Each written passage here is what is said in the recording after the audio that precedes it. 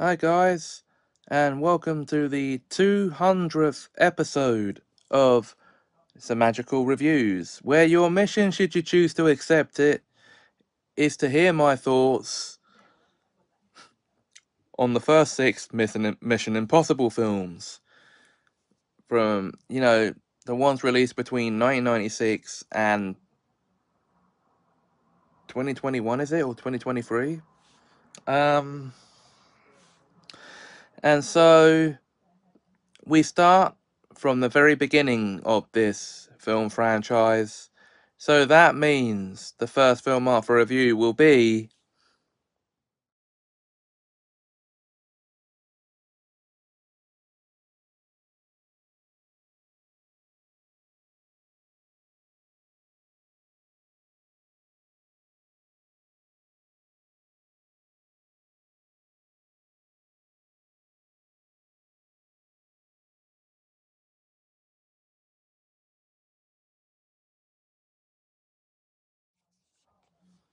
Mission Impossible from 1996. Now, all of these films star Tom Cruise as Ethan Hunt. But in this film, Ethan Hunt is he's an IMF agent who with a team of other agents from the same company are on a mission to retrieve the other half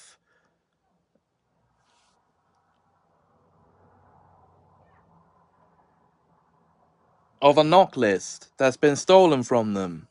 And when their first try at this mission fails, resulting in the deaths of most of the team, Ethan Hunt is disavowed from the agency after they believe him to have murdered his entire team. And so he forms a team with three other disavowed agents to go and retrieve the knock list for themselves. and and it is a thrilling spy adventure from beginning to end, and it really has you on the edge of your seat at the stage where they're luring Ethan in to retrieve the knock list, to download it. You think he's gonna get caught, but luckily, spoiler alert, they managed to get out home free. And of course it ends up turning out that Jim Phelps didn't die, and neither did, well, his wife, Claire, who was also a member of their team. But what happened to the other original team members is pretty up in the air. But, I think I said too much.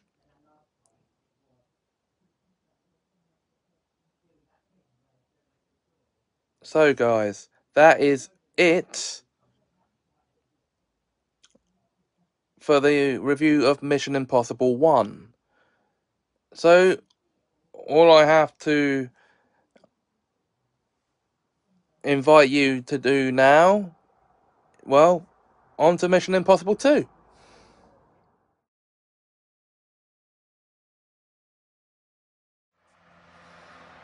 So, guys, Mission Impossible 2, the 2000 sequel to 1996's Mission Impossible.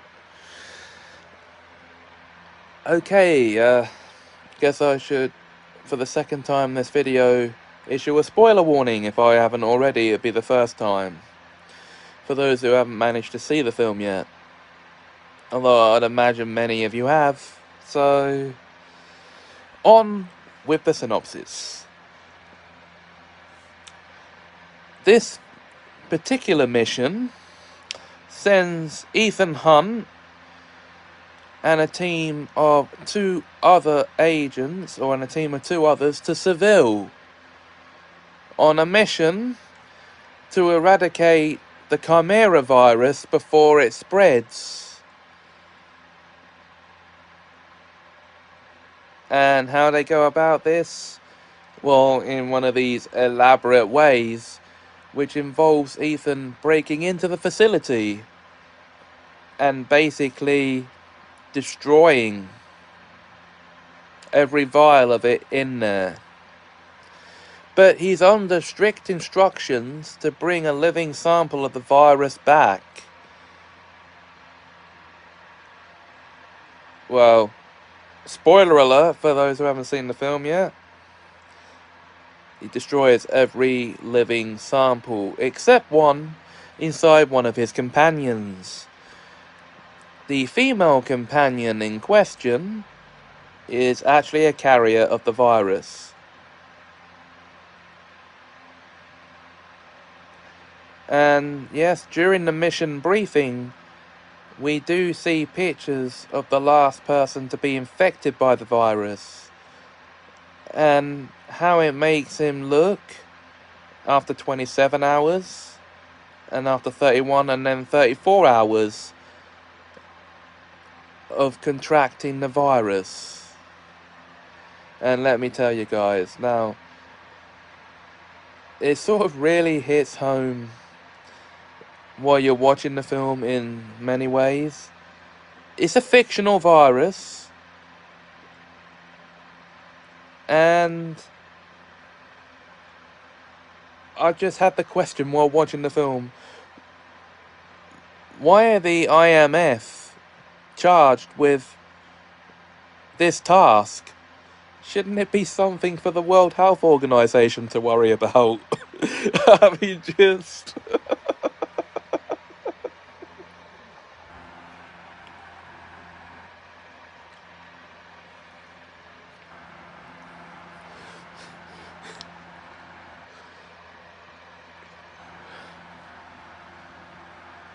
Anyway, that doesn't stop it from being a brilliant sequel. In fact, I'd call it one of the best sequels I've ever seen. That's just my opinion. Anyway, that's about it for Mission Impossible 2. So all that's left to do now is move on to Mission Impossible 3.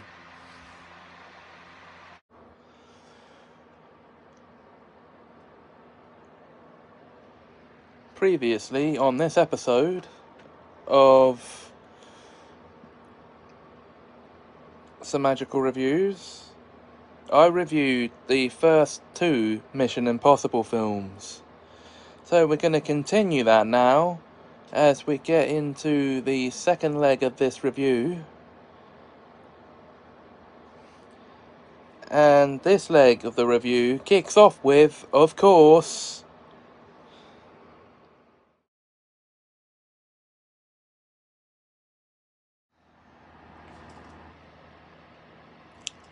okay, so yes, Mission Impossible 3, guys. The 2006 sequel to Mission Impossible 2. The threequel to the whole saga.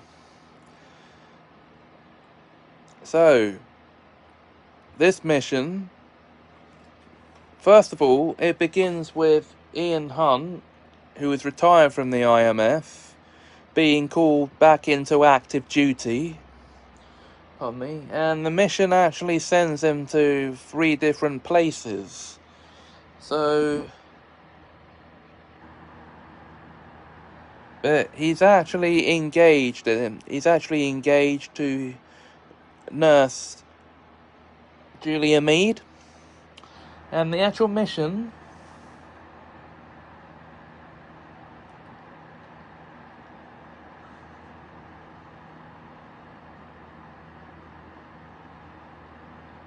first sends Ethan and his team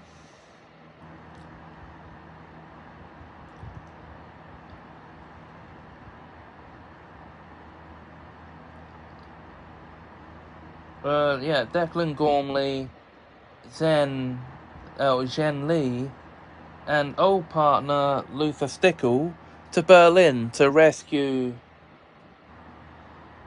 Lindsay and collect 2 damaged laptops. As they flee, Lethan discovers an explosive pellet implanted in Lindsay's head. Before he can disable it with a defibrillator, it detonates and kills her. Now, the next mission actually sends them where else? To the Vatican, in Rome.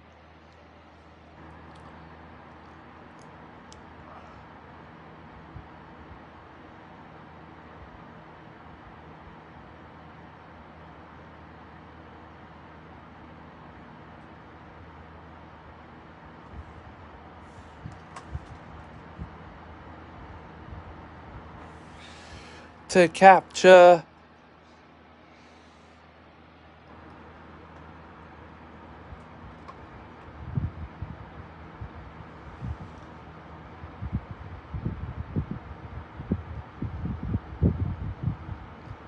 Davian, who is after something called the Rabbit's Foot. Now, when they actually do capture him, he threatens to kill Ethan and anyone he cares for. Yeah, that means Julia, by the way. Okay.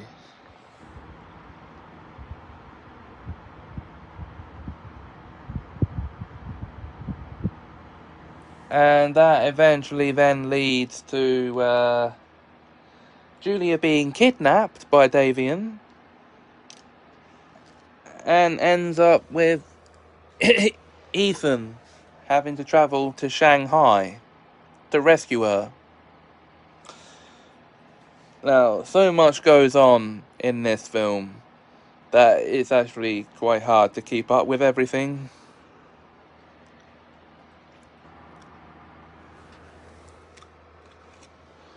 It's what you actually want, though, don't you, from a film like this? You want it to be action-packed.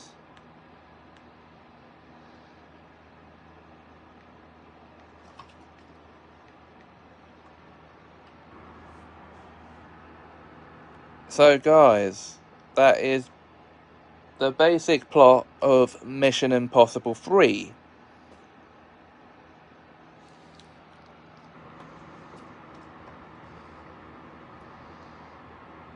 And, yeah, for a third installment in a now long-running franchise,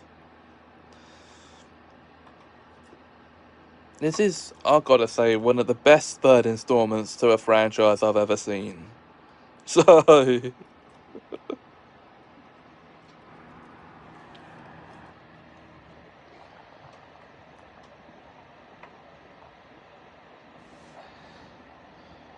So guys, next time we jump ahead to 2011.